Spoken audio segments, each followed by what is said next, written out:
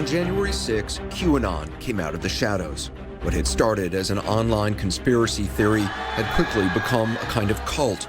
And for some QAnon followers, this was the day they'd been waiting for. I'm here because Q sent me. They made their presence known in the crowd of Trump supporters in Washington that day. When a mob stormed the Capitol, many QAnon supporters were on the front lines. At least one supporter died that day. This woman, Ashley Babbitt, tried to break through a door inside the Capitol. She was shot to death by a Capitol police officer. She was a 14-year veteran of the Air Force and the Air National Guard. This is her in a QAnon shirt at a Trump rally in September. How does a veteran fall into a deranged conspiracy cult? To understand what QAnon is, you have to go down a rabbit hole where suspicion and fantasy mix with age-old anti-Semitic conspiracy theories and resentments. We will not cower down to evil! Some Q believers liken it to a scene in The Matrix, when the truth of the world is revealed to those who take the right pill. The truth, according to Q, was that then-President Trump was a kind of messiah. Some Q followers believed he might actually have been a time traveler or being from another planet. They believed Trump was secretly fighting a holy war against the deep state and a cabal of Democrats and celebrities who were Satan-worshipping pedophiles, molesting children and harvesting their blood. It sounds ludicrous, but not if you believe in QAnon. And once you believe, you start to see the signs everywhere.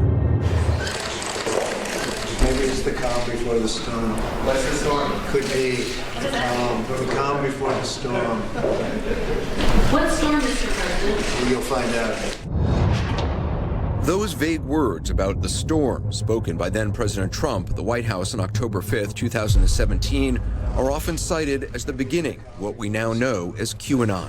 Could be the calm before the storm. What storm, Mr. President? You'll find out. This was at a time when Iran was in the news. Thank you, everybody. There was a lot of tension around relations between the United States and Iran, so a lot of focus on that. And the president said something that was cryptic and strange about a coming storm and how this moment was the calm before the storm. And the reporters in the room sort of seized on that with Iran in mind and asked sort of, what storm, Mr. President, what are you talking about? And he was very sort of, you'll see, wait and see. Q really took off after this remark that President Trump made. They interpreted that as a coded signal that something called the storm was coming. And the storm, in their minds, was this day of reckoning. And that became one of the foundational bits of lore for Q, which started posting on an image message board a couple weeks later. On October 28th, someone who later called themselves Q Clearance Patriot wrote on an online forum called 4chan, which was known for anonymous or anon posts. Q Clearance Patriot claimed to have a high-level security clearance called Q Clearance, which comes from the Department of Energy. This was not the first anon that had claimed to be a high-ranking government insider on 4chan, but Q Clearance Patriot said, basically, I am a member of the Trump administration. I have this Q clearance, this high-level intelligence clearance, and I am providing you with secret information about what's really happening behind the scenes in Washington. Q claimed Hillary Clinton would soon be arrested and the military and National Guard would be activated to quell mass riots. The posts incorporated other conspiracy theories that had been online for years. Claims that global elites, high-level Democratic leaders, and celebrities were all working to sex traffic children. They, kidnap and traffic and torture and kill children for fun, as part of a satanic ritual, but also in order to harvest a life-extending chemical called adrenochrome from their blood. And that President Trump was recruited by the military in order to bring this cabal down and bring its members to justice. And that he has been secretly working to eliminate the deep state and to find and arrest and punish the members of this global cabal. Elizabeth Newman served in the Department of Homeland Security when QAnon first emerged. and said the claims being made were so preposterous it was hard to take them seriously. I think most of us, just on its face dismissed it because, first of all, a Q clearance has nothing to do with the things that he was talking about. And second of all, having been serving in multiple administrations, holding very high security clearances, working in White House and Department of Homeland Security, none of those conspiracies, whether it's Q or any of those other things, have any merit. They're completely baseless. None of us foresaw this catching fire the way that it did. The false sex trafficking claims targeting Hillary Clinton actually dated back to 2016. The conspiracy theory that came to be known as Pizzagate. After the WikiLeaks email hack in 2016, there was a searchable database where people could just look through all of these emails that WikiLeaks had dropped on the internet. Among them, John Podesta, then Hillary Clinton's campaign chair's emails. And among them, you could find references to Comet Ping Pong, this pizza shop. They started this rumor that Comet was secretly a front for child abuse, and that, these emails that were sort of like, what sort of pizza should we order? These conspiracy theorists started saying that pizza and cheese and pasta were code words, referring in fact to child sex abuse. Of course, there's no evidence of that. Pizzagate's a conspiracy theory. You don't believe it's a conspiracy theory? No, it's definitely not. Pizza is a code word for child pornography. Cheese pizza, child pornography. Let go of anything in this world. Believing those false claims, a man named Edgar Welch showed up at Comet Ping Pong armed with an AR-15. He claimed he'd come to rescue children he believed were locked in the basement as part of a sex trafficking ring. It ended up being handled where the police were able to subdue the suspect. He did have weapons on him. It could have turned violent, but the irony of that whole story was that pizza parlor didn't even have a basement. This, to me, is emblematic just of how much real-world danger this conspiracy theory could cause. But at that moment, people started backing away from Pizzagate, which sort of set the stage for a new conspiracy theory to take its place and borrow heavily from its story. And that's where we get Q. Some of Q's conspiracy claims go much farther back than Pizzagate. They're actually based on age-old racist and anti-Semitic beliefs. The idea of elites harvesting the blood of children was a notion the Nazis pushed. They accused Jews of doing the same thing. There are elements of this narrative that you can find in Crusades era conspiracy theorizing. Even during the Black Death in Europe centuries ago, you had conspiracy theories then that said that the Jews were spiking the water with poisoned frogs and lizards, and you get a same sense of that anti-Semitism very much within Q. And so in some ways this is a very modern conspiracy theory because it is enabled by the social web. In other ways, it goes to some of the most ancient and dark biases and bigotry in human history. Over the months and years, Q continued posting vague clues, often in the form of questions and riddles. They became known as Q drops. Followers would then spend days and weeks trying to decipher the meaning of them, and certain catchphrases became commonly used among believers. Where we go one, we go all. There's sort of a rallying cry that is where we go one, we go all, which is an expression of solidarity. They call each other patriots, almost universally. There's this reference to the calm before the storm, this idea that the storm is this moment when a mass number of arrests will take place. And everything is sort of in this military-esque code. Thank you very much. So, POTUS is always used instead of calling him President Trump. Or Hillary Clinton in the QAnon drops is never Hillary Clinton, she's always HRC. There's the Great Awakening, which refers to this period after the storm when Q believers believe there'll be sort of a society-wide spiritual awakening. There are also things like, enjoy the show would be sort of like watch for fireworks in the coming days. Similarly is trust the plan. Trusting the plan is an important part of QAnon belief because there are sometimes that the predictions don't pan out and the things that Q has said would happen don't. It's not clear if anything Q had predicted has come true. The first post said that Hillary Clinton was about to be arrested. Q also predicted other dates when this non-existent global cabal would be exposed.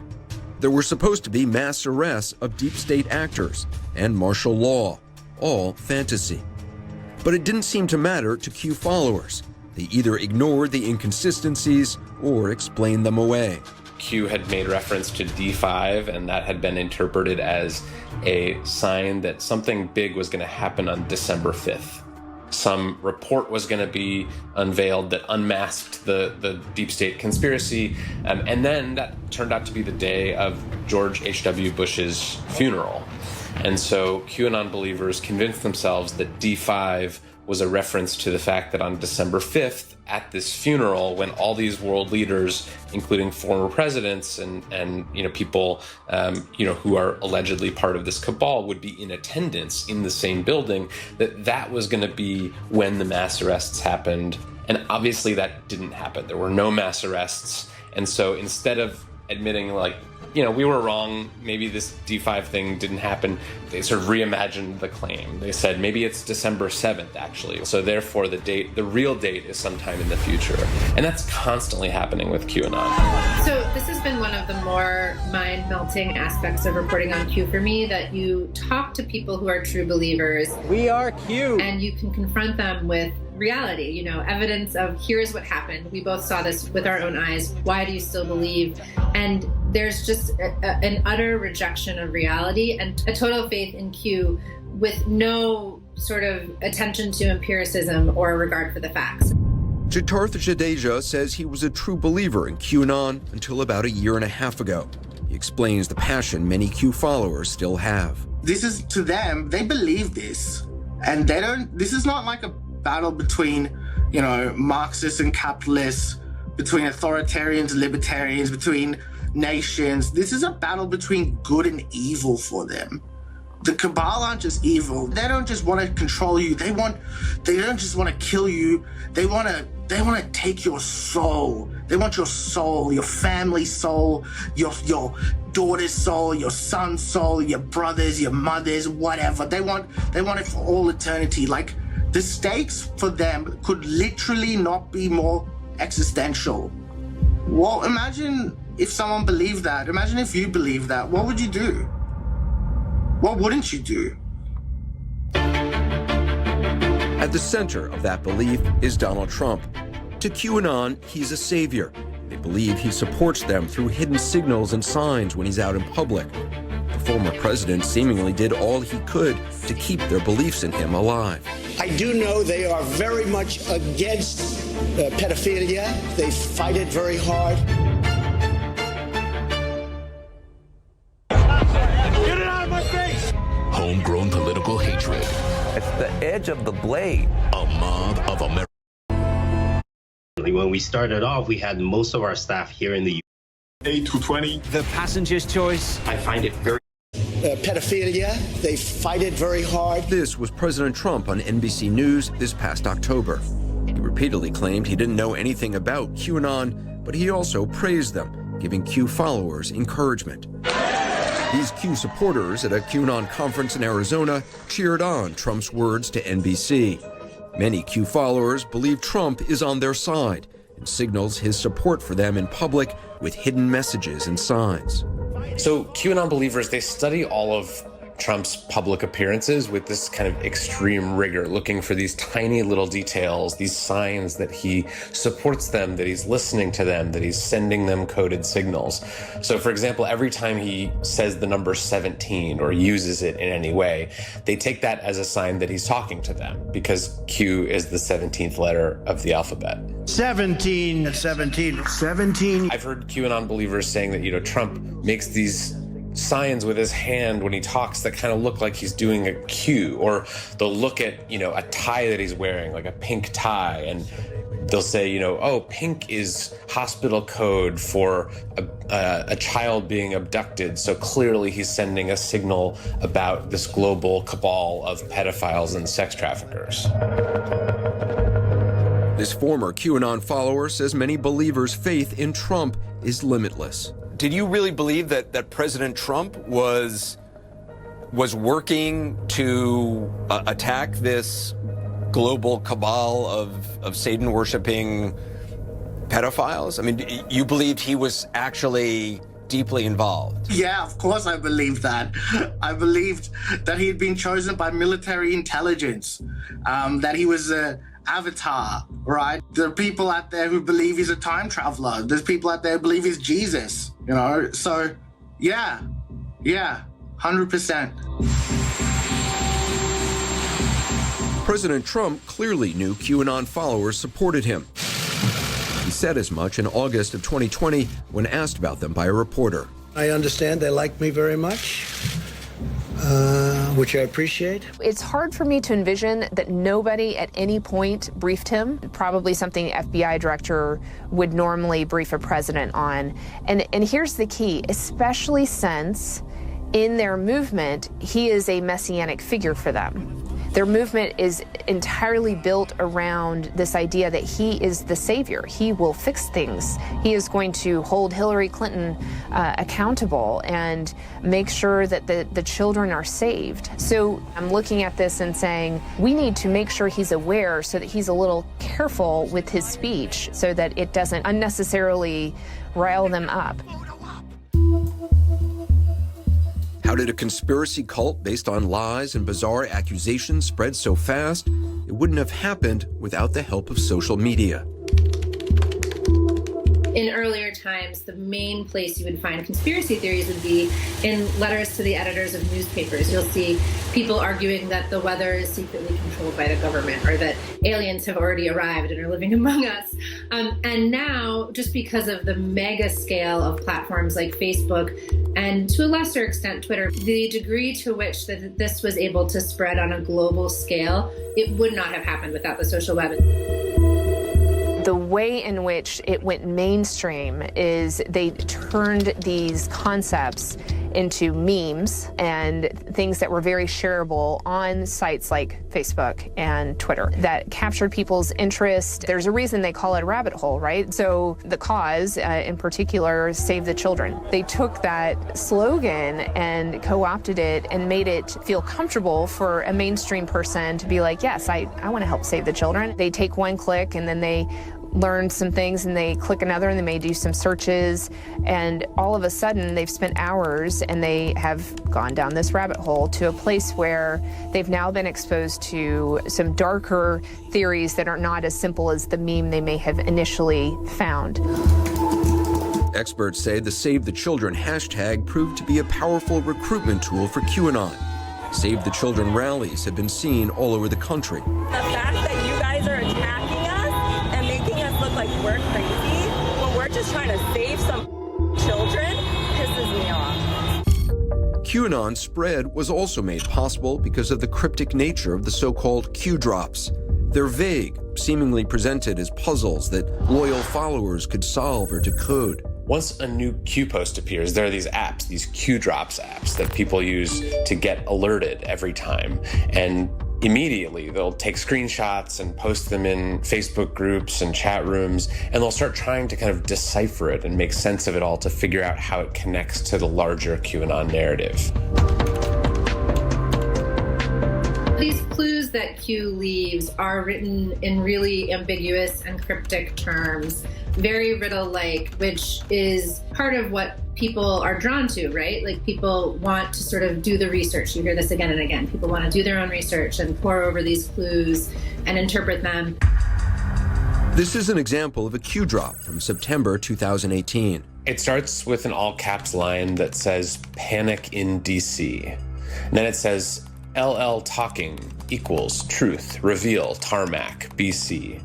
So this is basically a reference to Loretta Lynch, the former Attorney General under President Obama, and some sort of truth that Q is saying was revealed in a conversation with BC, which is Bill Clinton, on a tarmac.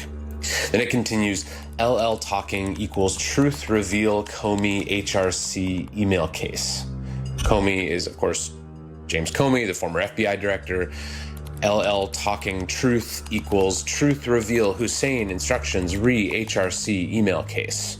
LL talking equals truth reveal Brennan no name cord to frame POTUS. FISA equals start. FISA brings down the house. When do birds sing? Q. So as with most Q drops, this one doesn't have a sort of clear hint or narrative. It's coded, it's sort of written in this cryptic language. But basically the message that people take from this is that there's some nefarious link between Loretta Lynch, the former Attorney General, this Clinton email case, John Brennan, the former CIA director, and a plot against President Trump. When do birds sing is sort of a cryptic reference to, like, you know, when do people confess to their crimes? When does the storm happen and this house of cards that this global cabal has erected come crashing down? So when you're part of QAnon, you are not just absorbing things that people tell you. You are out there, you are digging, you are trying to put together pieces of this puzzle, and then you are congratulated for finding stuff. It's almost like a video game. A video game based on lies, played by potentially hundreds of thousands of followers around the world. One thing that I learned when I started spending a lot of time in QAnon chat rooms and forums and Facebook groups is that this is really social for them. This is a kind of collaborative, truth-seeking effort, and it's a community. They make friends with other QAnon believers. They congratulate each other on their birthdays, and they wish each other happy holidays, and they talk about how their grandkids are coming to visit next week. And for a lot of believers, this has become their primary social life. And so they get more out of it than just politics. They get affirmation, they get friendships, they get meaningful sort of missions that they feel they can be a part of. What surprised me was the number of people I met who, yes, they were pro-Trump, but more than that, they were deriving this sense of spiritual satisfaction from Q. And there was a lot of sort of, I heard from people that they felt a sense of peace or serenity in their lives that they didn't have before they started getting into Q. And that's what really led me to understand that this isn't a political movement.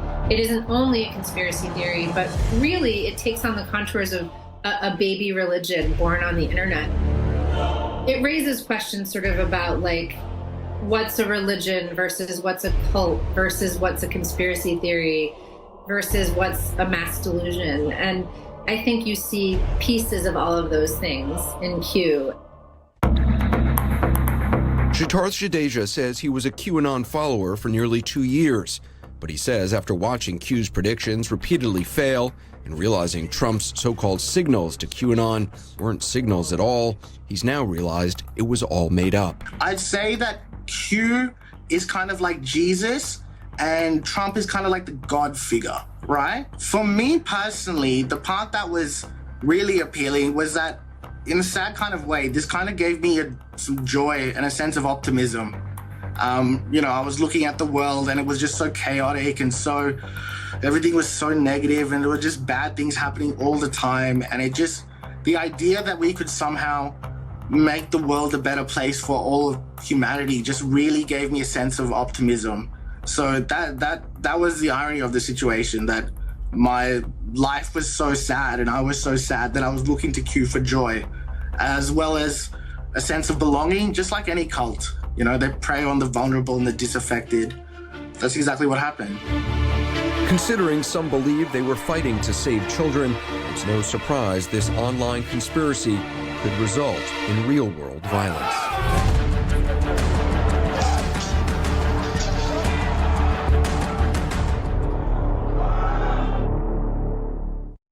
All new Inside Africa.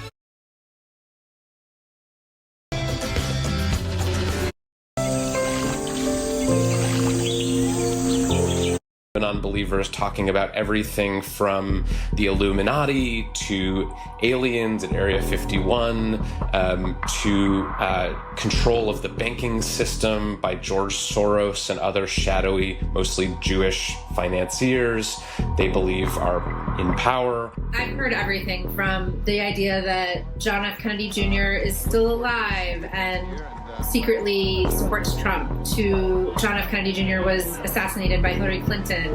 Okay, well, when it comes to Hillary Clinton, all you have to do is look into the emails and the way that she's involved in spirit cooking with Marina Abramovic, who's a known satanic witch. Hillary Clinton is a satanic witch, okay? You may recognize this guy, the so-called QAnon shaman. This is him at a rally in Arizona 2 days after the election. His name is Jacob Chansley. He's been seen at other Trump rallies as well.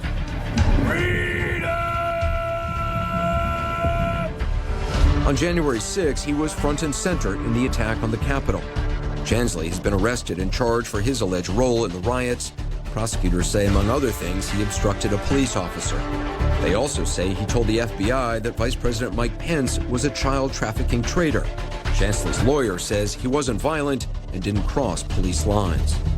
We have evidence that this is a dangerous conspiracy theory. Most recently on January 6th, when we saw people brandishing Q signs and perpetrating Q's message as they stormed the U.S. Capitol. I mean, there was evidence before that Q was dangerous, but it is abundantly clear now that this is a dangerous and violent movement. This man running after a Capitol Hill police officer is named Doug Jensen. He was also arrested and charged for his alleged role in the attack. He's wearing a Q shirt with the motto, "Trust the plan." We've seen lots of incidents of violence and law-breaking related to QAnon and inspired by QAnon. There have been murders, there have been kidnappings, there have been threats against lawmakers in the name of Q. In March 2019, this man allegedly shot and killed a reputed mafia member in New York City.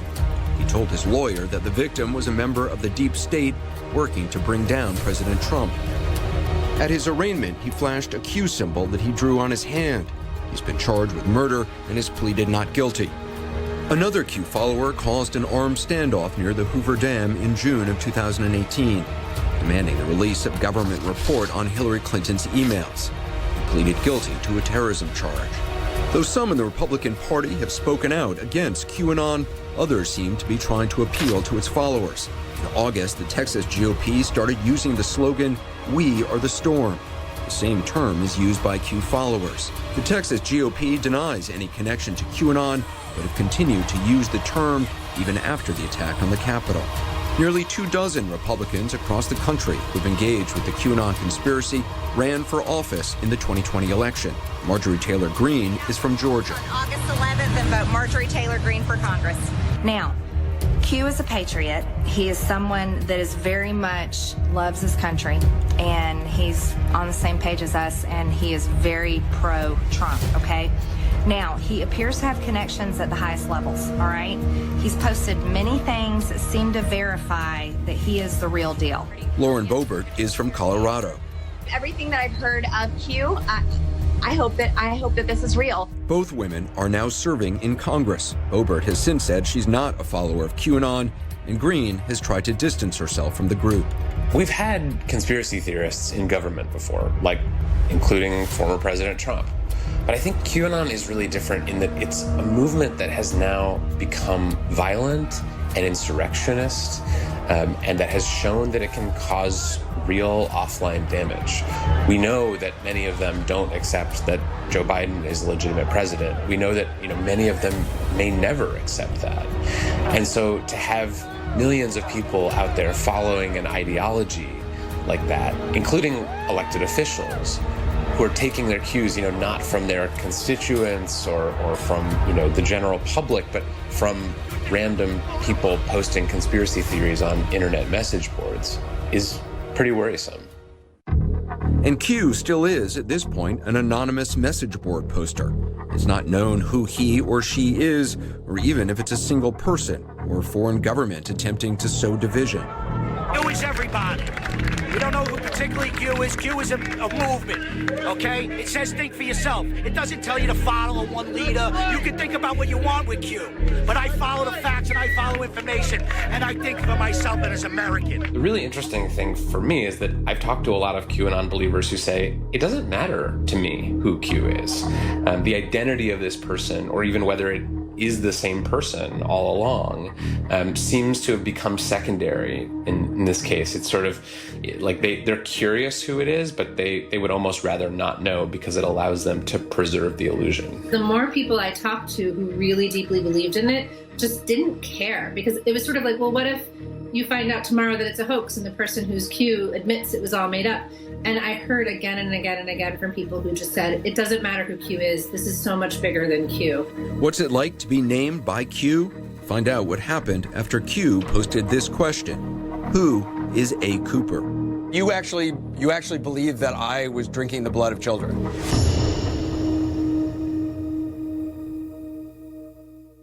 Tools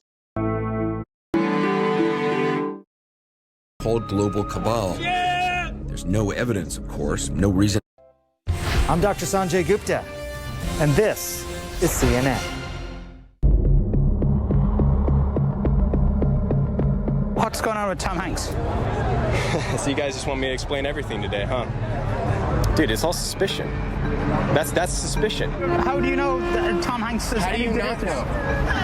You're reporting a non-fact. Tom Hanks is just one of dozens of celebrities that Q supporters have accused of being part of the so-called global cabal. Yeah! There's no evidence, of course, no reason at all to believe these sick claims, but that doesn't matter to believers in the cult of QAnon. But you have him on your sign. You're calling him a pedophile. Yes. But you don't know that for... How did they get to that position of power? Some of the celebrities who've been attacked by QAnon have been critical of President Trump in some way. Others were simply thought to be Democrats. They will turn these people into enemies, and they will viciously harass people. Once they fixate on a target, then they all go on social media, they swarm that target. I've been the target of it. It's happened to a lot of reporters, political pundits, celebrities, and it's very unpleasant to be on the receiving end of that. It's a picture of me. Q first posted about me November 5th, 2017, asking the question, who is A. Cooper?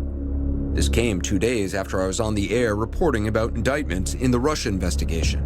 Once mentioned by Q, the followers of this conspiracy cult went to work, inventing a bizarre and crazy false story about my life. According to Q followers, my mom, Gloria Vanderbilt, was a Satanist. They pointed to this photo taken when I was about 6 years old.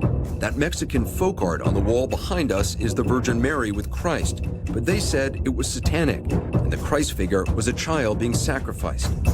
They also claimed I'd been molested, likely in this empty pool in an old mansion in what Q followers said was my mom's house. It's actually an old Vanderbilt estate in Asheville, North Carolina, that neither I or, as far as I know, my mom had ever been to. Q followers posted this illustration they said was me as a child being abused in that pool. The CIA allegedly trained me as a super secret CIA agent infiltrating the media as part of a 1960s era CIA program allegedly called Operation Mockingbird. The confirmation? According to Q supporters, the necklace my mom wore in that old photo looked like it could be from Guatemala. The CIA had supported a coup in Guatemala in 1954. I was also called a pedophile. Phony flight logs purported to be from convicted sex offender Jeffrey Epstein's airplane appeared online with my name and dozens of other well-known people. It's all made up, of course, but QAnon supporters seem to believe it, or at least use it to try to harass me. Jitarth Jadeja was a believer until June 2019. Did you at the time believe that high-level Democrats and celebrities were worshiping Satan, drinking the blood of children? Anderson, I thought you did that. And I would like to apologize for that right now. So I apologize for thinking that you ate babies. But yeah, 100%. You actually believe that I was drinking the blood of children? Yes, I did. Was it something about me that made you think that? It's because Q specifically mentioned you, and he mentioned you very early on. He mentioned you by name, and from there, if he also talked about, like, for example, like your family. But yeah, and I'm gonna be honest, like people still talk about that to this day. There were posts about that just 4 days ago. So some people thought you were a robot. You really believed this? I didn't just believe that. I, at one stage, believed that QAnon was part of military intelligence, which is what he says. But on top of that, the people behind them were actually a group of fifth dimensional, intradimensional, extraterrestrial, bipedal bird aliens called blue avians. I was so far down in this conspiracy black hole that I was essentially picking and choosing whatever narrative that I wanted to believe in. I've tried to engage sometimes with people who, contact me, and there's no rational way to prove you haven't committed a crime. There's nothing you can say. Whatever you do or don't do will be more proof of your guilt, right? But the thing is, this is not really about you in their mind. This is about them. This is about their internal fears and their internal projections and their internal lack of control over their own lives. Jadar Shadeja says he no longer believes in QAnon, but there are hundreds of thousands, some even suggest millions of others, who are still trusting the plan. I've met QAnon believers who are young, who are old, who are male, who are female, who are white, who are non-white, who are, former Democrats and, lifelong Republicans, rich, poor. This is not some fringe movement anymore. This is a mass movement of people from every walk of life. But will people continue to believe in Q now that President Trump is gone from the White House and nothing Q had promised has come to pass? That's next. Communication styles, or when they're read very, very differently. And I say, and create. On January 20th, many mob of American radicals. They're jihadists. You're a soldier for the Lord. You're a hypocrite. How did it get this bad? We must end this uncivil war. When we cannot agree on what is true, you cannot have a functioning democracy. CNN's Fareed Zakaria explores the divided states of America, Monday on CNN. Do you have any regrets about your presidency? When President Trump left the White House on January 20th, many QAnon believers were stunned. Nothing they'd been promised had come to pass. We were promised arrests, exposures, military regime, classified documents. Where is it? One online message read. Another wrote, I'm scared, feeling sick in my stomach, but I'm holding the line still. It was phenomenal to watch what was happening online. There was a complete meltdown of QAnon followers. There was this belief that while they weren't able to stop the election from being certified by the Congress, what was going to happen next was President Trump was going to declare martial law at the last minute. He was going to issue a national emergency broadcast alert that electricity was likely to go down, water was likely to go down, so everybody needed to stockpile food and water and be able to survive in the winter for a couple of weeks. And then President Trump would rightly take his place for his second term as president, and there would be no President Biden. I, Joseph Robinette Biden Jr., do solemnly swear. But as we've seen with many QAnon followers in the past, false predictions don't deter them. The conspiracy cult's beliefs simply evolve. Now, some QAnon adherents claim Trump is still secretly running the government. One 4chan user wrote, anything that happens in the next 4 years is actually President Trump's doing. Others are suggesting President Biden might actually be working for Q. A lot of them will maintain that they've just misinterpreted the signals, that, the real inauguration is going to happen in March instead of January, or that, Joe Biden is actually one of the good guys. Like, did Trump use Biden to help take down the global cabal?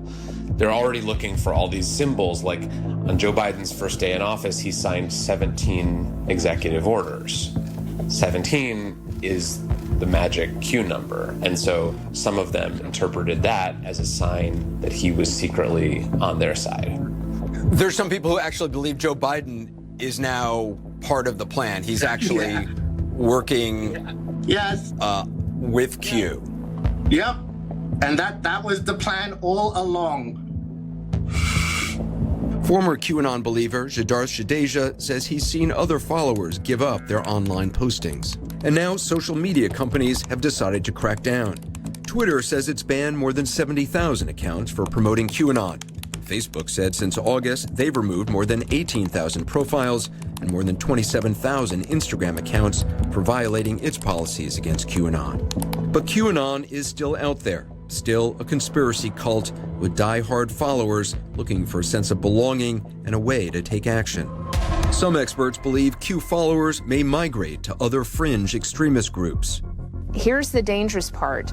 The white supremacist and the anti-government extremist started to realize that this was likely to happen after January 6th. They weren't able to stop Biden from being approved by the Congress, and so there was this disheartening moment for many of Trump supporters as well as QAnon supporters. So you started to see the white supremacists come up with recruitment techniques, and they started posting on their sites to educate other white supremacists on how to approach a disheartened QAnon adherent, how to approach a disheartened Trump supporter. They have to feed their grievance, make sure that they stay angry, make sure that they put blame on the system, on the government, on Trump itself. So they're looking to recruit. The hard part about leaving QAnon, though, is once you've started to see the world in the way that QAnon followers see the world, as a series of, lies being told by elites, it becomes very hard for them to trust in sort of mainstream authorities ever again. They sort of have this idea that the knowledge that they're being fed is not real and that they have to go looking for their own sources of truth. There have always been conspiracy theories, but never before have they been able to spread so quickly. Just a few clicks can take you down a rabbit hole of deranged fantasies and dangerous beliefs. What QAnon shows us is that even the most ludicrous and disturbing ideas can find an audience online. And in the real world, the results can be tragic. I would die for my country and my family and my friends. They ain't gonna win. There ain't nothing else. They ain't gonna win. You don't want none of this.